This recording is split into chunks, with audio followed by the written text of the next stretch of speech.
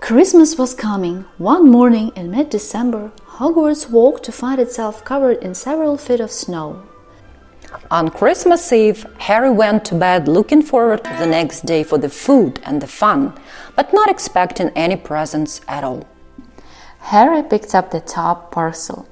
It was wrapped in thick brown paper, and scrawled across it was, "To Harry, from Hagrid."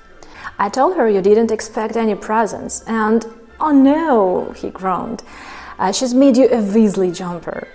Harry had torn open the parcel to find a thick hand-knitted sweater in emerald green and a large box of homemade fudge. Ron gasped.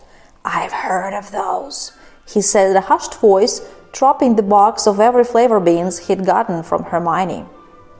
"If that's what I think it is, they're really rare and really valuable." "There's a note," said Ron suddenly. A note fell out of it. Harry pulled off the cloak and seized the letter. Written in narrow, loopy writing he had never seen before were the following words. Before he could say or think anything else, the dormitory doors was flung open, and Fred and George Weasley bounded in. Harry stuffed the cloak quickly out of sight. He didn't feel like sharing it with anyone else yet. "What's all this noise?" Percy Weasley stuck his head through the door, looking disapproving. He had clearly come halfway through unwrapping his presents, as he too carried a lumpy jumper over his arm, which Fred seized. Harry had never in all his life had such a Christmas dinner. 100 fat roast turkeys, mountains of roast and boiled potatoes, platters of fat chipolatas, tureens of buttered peas, silver boats of thick, rich gravy and cranberry sauce, and sticks of wizard crackers every few feet along the table. Flaming Christmas puddings followed the turkey. Percy nearly broke his teeth on a silver sickle embedded in his slice. Harry watched Hagrid getting redder and redder in the face as he called for more wine, finally kissing Professor McGonagall on the cheek, who, to Harry's amazement, giggled and blushed, her top hat lopsided. Harry and the Weasleys spent a happy afternoon having a furious snowball fight in the grounds. Then, cold, wet, and gasping for breath, they returned to the fire in the Gryffindor common room, where Harry broke in his new chess set by losing spectacularly to Ron. It had been Harry's best Christmas day ever, yet something had been nagging at the back of his mind all day. Not until he climbed into bed was he free to think about it, the invisibility cloak and whoever had said it. Ron, full of turkey and cake, and with nothing mysterious to bother him, fell asleep almost as soon as he'd drawn the curtains of his four-poster. Suddenly, Harry felt wide awake. The whole of Hogwarts was open to him in this cloak. Excitement flooded through him as he stood there in the dark and silence.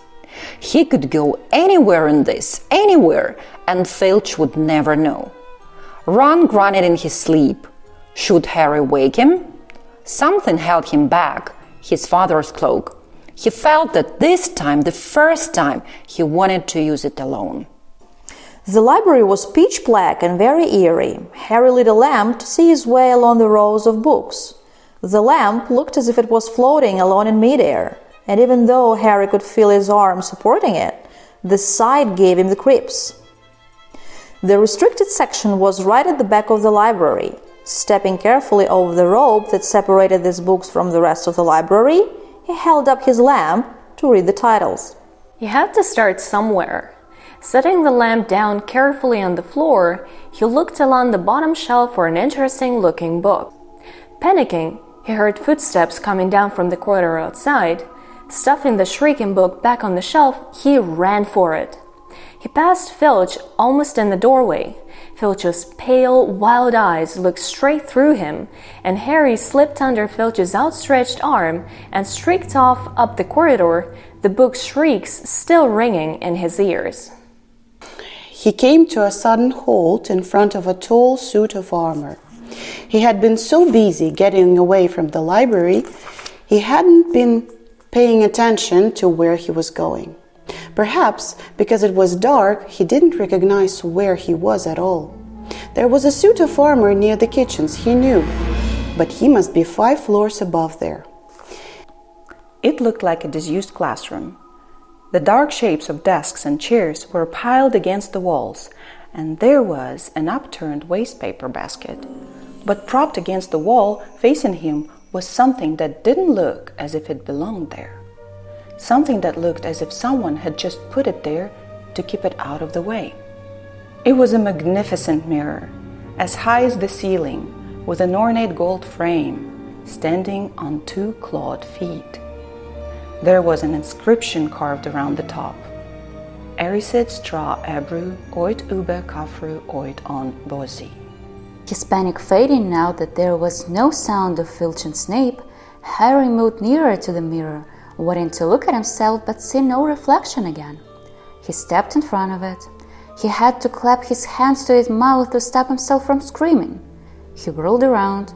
His heart was pounding far more furiously than when the book had screamed, for he had seen not only himself in the mirror, but a whole crowd of people standing right behind him. But the room was empty. He looked in the mirror again. A woman standing right behind the reflection was smiling at him and waving. She was a very pretty woman. She had dark red hair and her eyes are just like mine, Harry thought, edging a little closer to the glass. Bright green, exactly the same shape, but then he noticed that she was crying, smiling but crying at the same time. The tall, thick, black-haired man standing next to her put his arm around her. He wore glasses and his hair was very untidy. It stuck up at the back just like Harry's did.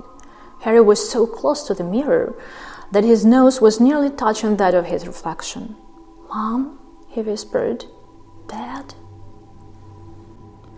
The Potters smiled and waved at Harry, and he stared hungrily back at them, his hands pressed flat against the glass as though he was hoping to fall right through it and reach them.